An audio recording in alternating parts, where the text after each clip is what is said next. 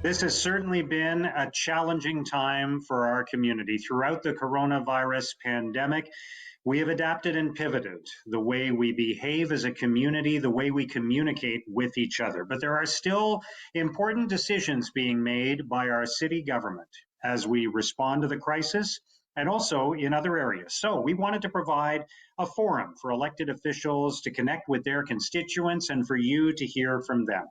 Welcome to Ward Updates, a series of one-on-one interviews with Ottawa City Councillors. During these discussions, we will talk about the issues that arise from the pandemic, the issues that directly affect you, your families, and your neighbors.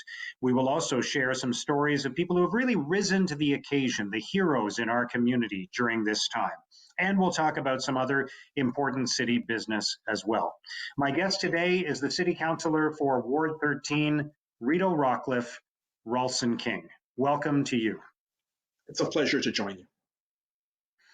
And we are all adapting, and part of what's happening in our world is we're having these kinds of conversations instead of in-person discussions. So tell me a little bit about the space you're sharing with us today. We're getting a glimpse into your world, and I see a lot of vinyl behind you. So tell us a little bit about that.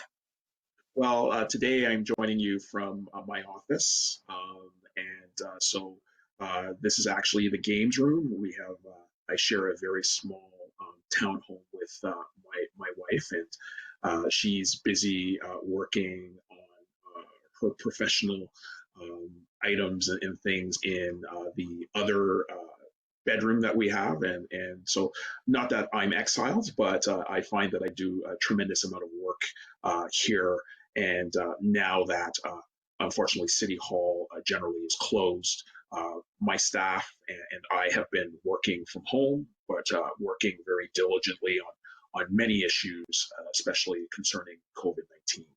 So typically this is a fun room, but what I found over the last 5 months is that I've been doing a tremendous amount of work, more work than spinning vinyl, the vinyl behind. Right. But if we were to reach back there, Rawlson, what kind of music would we find? What's your taste? There's absolutely fun things. I have a very eclectic taste. So a lot of people might look at me and just think, it's the hip hop, it would be the rap, it would be the things from the 90s. But, I also have the Beatles, have the White Album in mono, the way that God intended people to listen to that album, and the Rolling Stones, and a wide array of music, electronica music. A lot of pop music, and a lot of jazz and even classical. So I have a very eclectic mix of music behind me. Impressive. Right on. All right, on to more serious topics, and we are going to dig deeply into the coronavirus crisis and the city's response to that, how it's impacting your ward. But I wanted to start by talking about the debate that's happening in North America right now around racism, around policing, defunding the police, systemic issues in our society. You were the first Black man elected to Ottawa City Council, the first Black person elected to Ottawa City Council. So please share your perspective with us on what's been happening and where this conversation needs to go, where it has to turn into action. Well, what we're seeing is, I think, the reemergence and maybe the reemergence of civil rights for a new generation. And so we see younger people, millennials, really stating that what they're expecting is fair and equitable treatment for everybody in society. And so this was a trend that did not just emerge with the social unrest in the United States. Actually, in Ottawa, we've had challenges around hate crimes, and we've had challenges around issues of police brutality. We've had issues around equity and equal access to public services.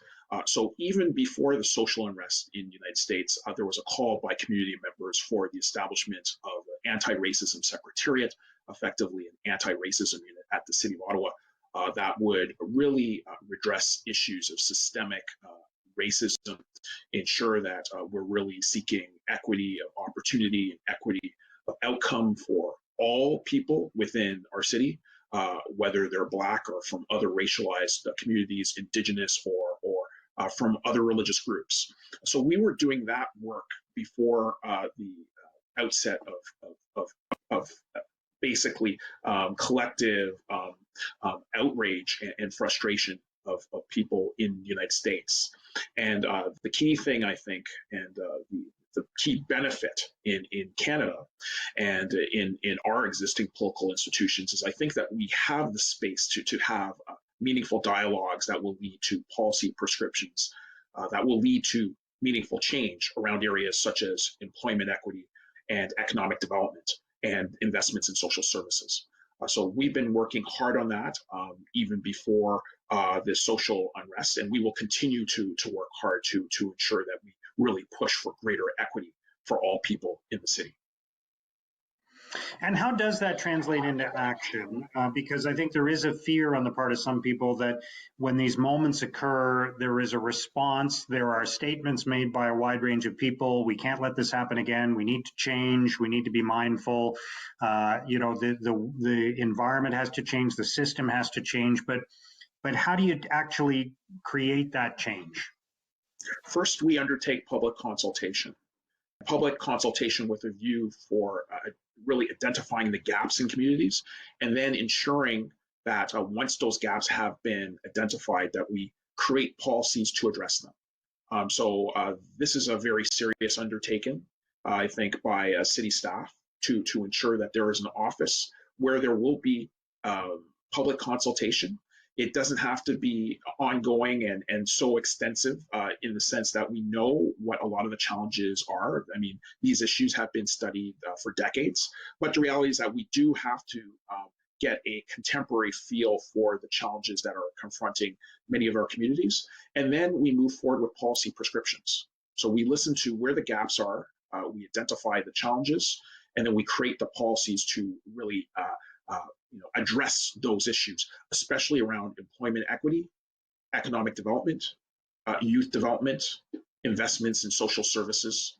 I think it's very important. We've heard very loud and clear, and as well around health outcomes for communities. So we heard that there were these 5 pillars that the community wanted addressed, and our feeling is that we will hold consultations. My office will, in September, hold another Black community town hall where there will be some discussion about these issues, identification of some of the gaps, and then ensuring that city staff start to move forward with suggestions for solutions. How do you feel about the debate around defunding the police? I know that has become a bit of a loaded term in some discussions, but do we need to approach law enforcement differently? Do we need to stream some money away from the police budget toward mental health services, other social services to respond to some of the challenges that the police are now being asked to take on?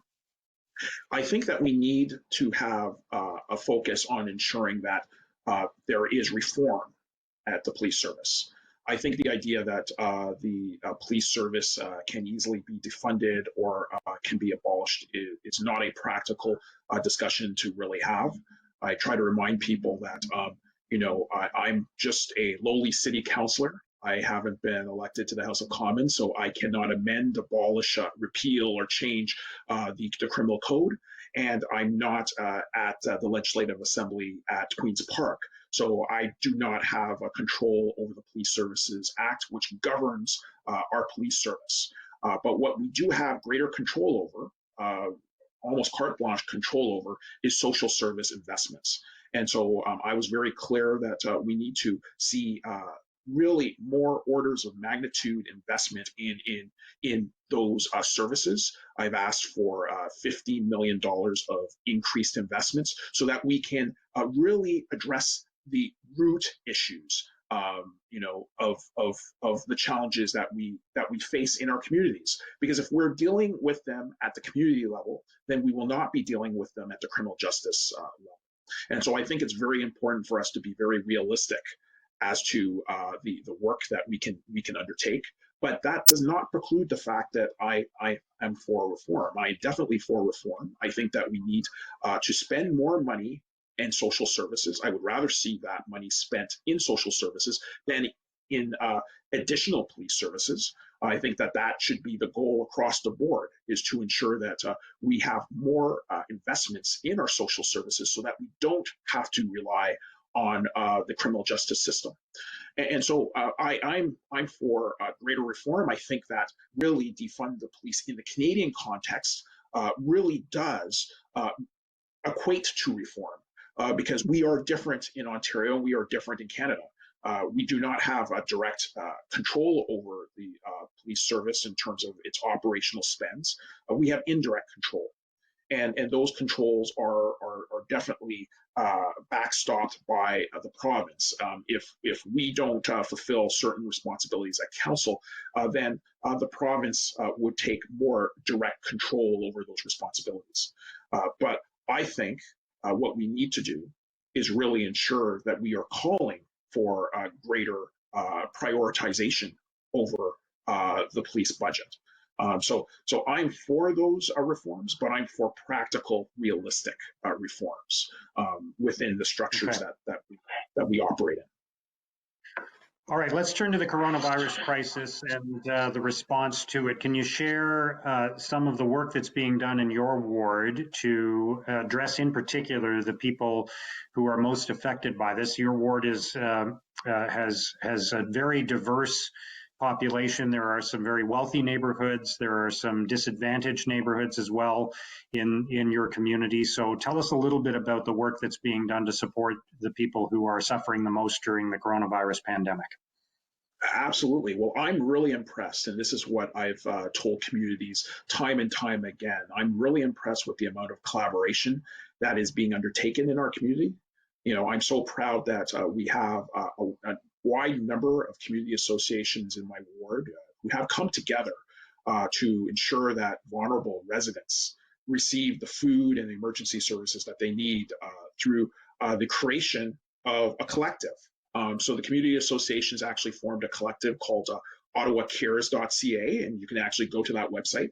And so they've combined their efforts to design and fill gaps in vulnerable neighborhoods, ultimately by ensuring that low-income residents have access to food, to household good deliveries, and even loneliness support for isolated seniors.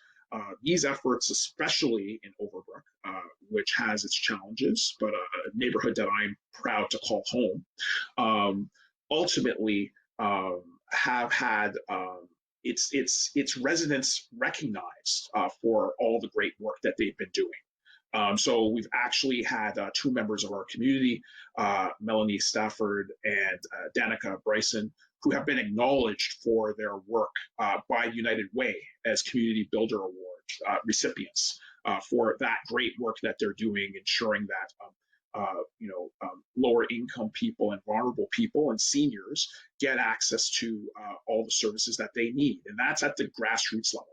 And that's indicative of what goes on in our community. So I'm really pleased with that. I'm also pleased with the collaboration of the elected officials in the Ottawa-Vanier federal riding. We've actually been working together, so it's amazing. All of us, whether it's our MP Mona Fortier or MPP Lucille Collard, my colleagues Matthew Fleury for the Vanier area, and my colleague Tim Turney for Innis Servo for that area, Beacon Hill. We all come together, and we've been meeting on a weekly basis to really share the concerns of our residents. And I think that that's been very powerful, and to advocate for specific changes. So one of the things that we had been advocating for was for additional COVID-19 testing. And just recently it was announced that we would have more COVID-19 testing at the Ottawa Baseball Stadium location on Coventry Road. And we are continuing to push for more mobile testing throughout the East End and the near downtown core, especially for lower income people. We were successful in advocating with community groups for more mobile testing. So we actually had a pilot that was close to our ward on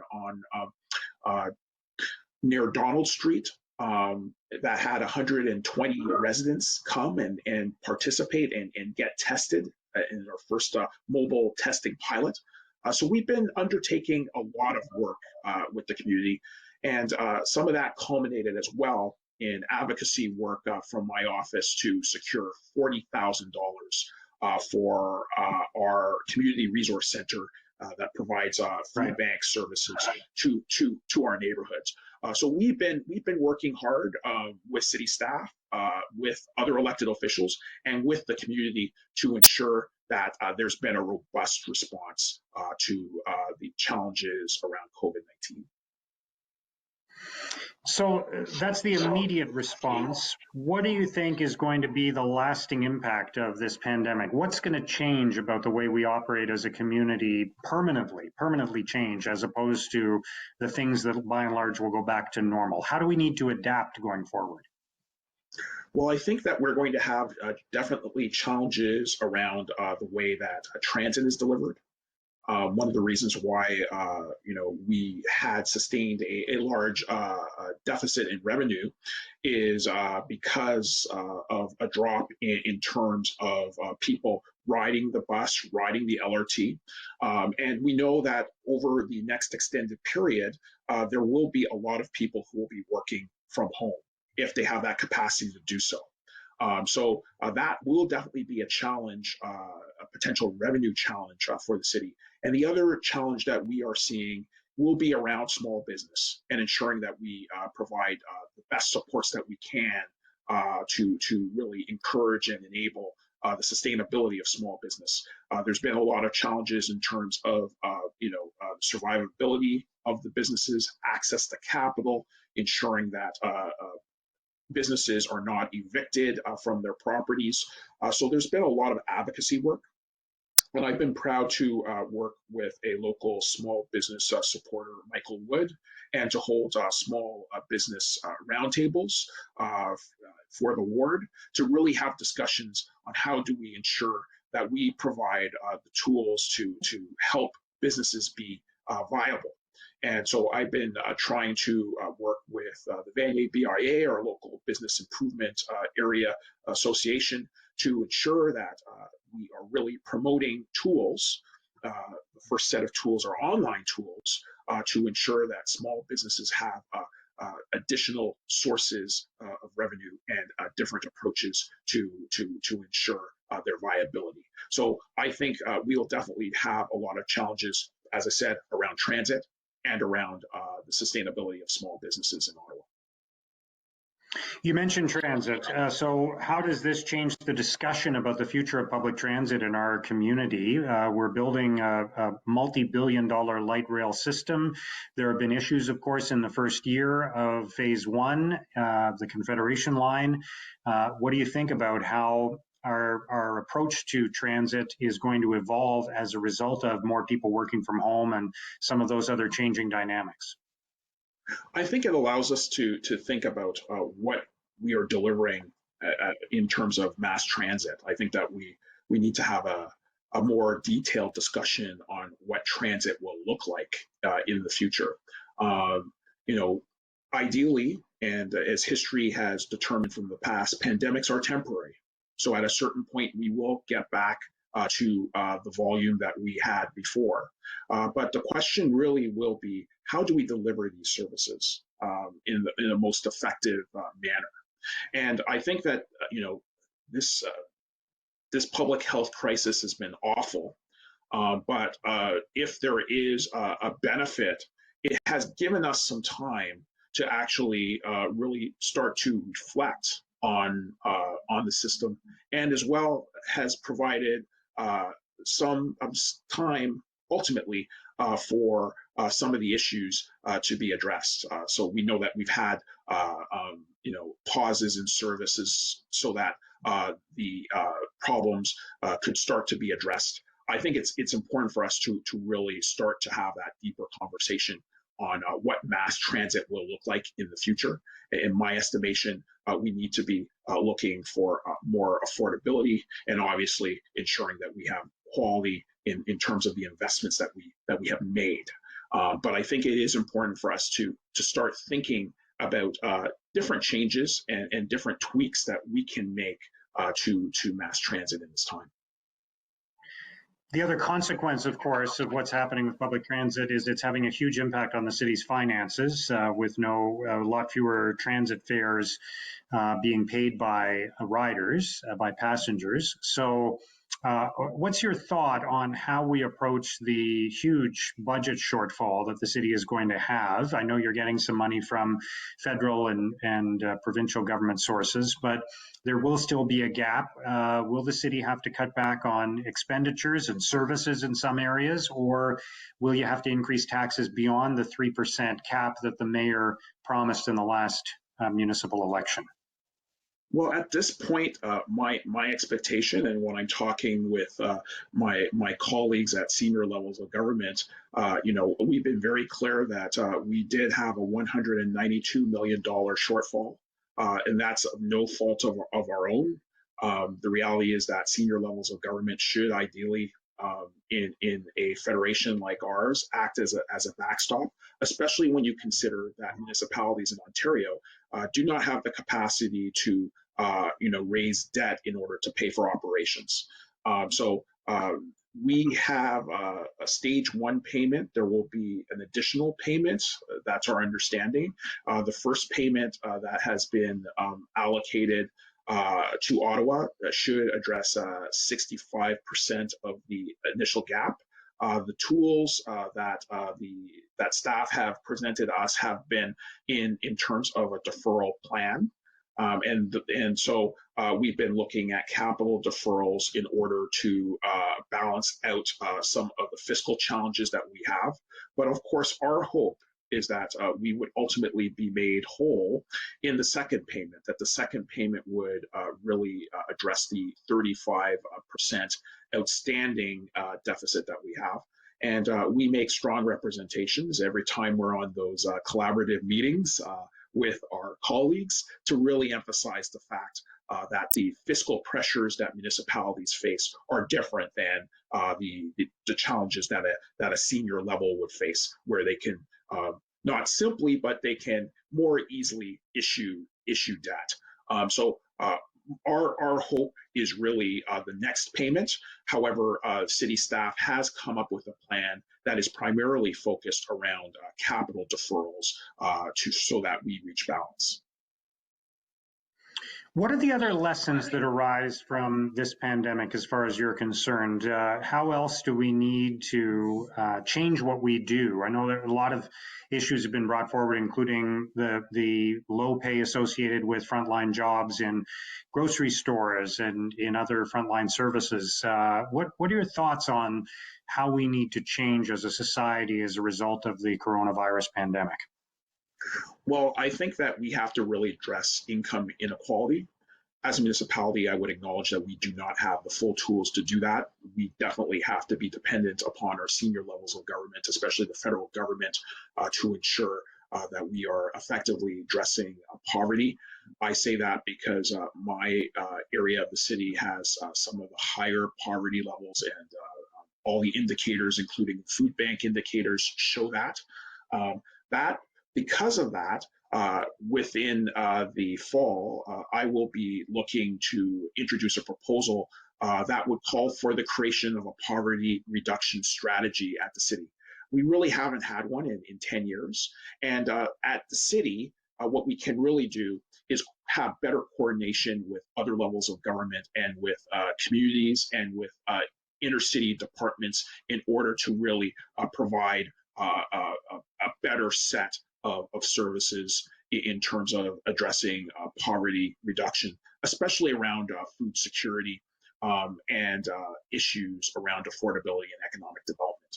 So it's going to be my goal, my mission within the fall to really provide a proposal to my colleagues, to the mayor, to council, in consultation with community, to really ask our Community and Protective Services Committee to ask staff to re-implement a poverty reduction strategy for the city, so that we can deal with the growing levels of income inequality. Because poverty will not just be really focused on the indigent poor, the people who are in deep poverty. What we're going to see with COVID, unfortunately, and we've already begun to see this, is an increase in poverty across the board, or income inequality challenges across the board. And I think we have to be prepared for that, and that will mean better coordination with communities and across city departments. What is the message that you want to leave with the residents of Rideau-Rockcliffe about the next phase as things start to change? Kids are back at school, some people are returning to work, those kinds of things are happening. The temperature's getting cooler, so more people are going to want to congregate indoors instead of on patios. We have about a minute left, but what's your message to your constituents about how to manage their way through that going forward? Let's continue to be vigilant. I think it's very important for us to listen to our public health agency, to Ottawa Public Health. We've been doing that. And we've been listening as a council and taking their advice. And obviously, social distancing, wearing masks, maintaining proper hygiene is all very important. And we can't let up on that. But the key message I want to leave is that I'm very optimistic and I'm very proud of our community. The way that we've responded and the way that we've collaborated really shows the depth and the strength of Rideau-Rockcliffe. And it makes me proud to be the elected representative for all my residents when I've seen all the hard work that has taken place, all the volunteers who have come together. And ultimately, it's a reflection of what really happens in our ward every day, where neighbors look out for neighbors. So I would say, let's stay vigilant and let's keep on looking after our neighbors. And we will really emerge stronger after this public health emergency dissipates. All right, Rawlson King, thank you so much for joining us today. Good luck to you and your constituents in the months ahead. Thank you. Rawlson King, the City Councillor for Rideau-Rockcliffe Ward, Ward 13. That concludes our ward update. Thank you for watching.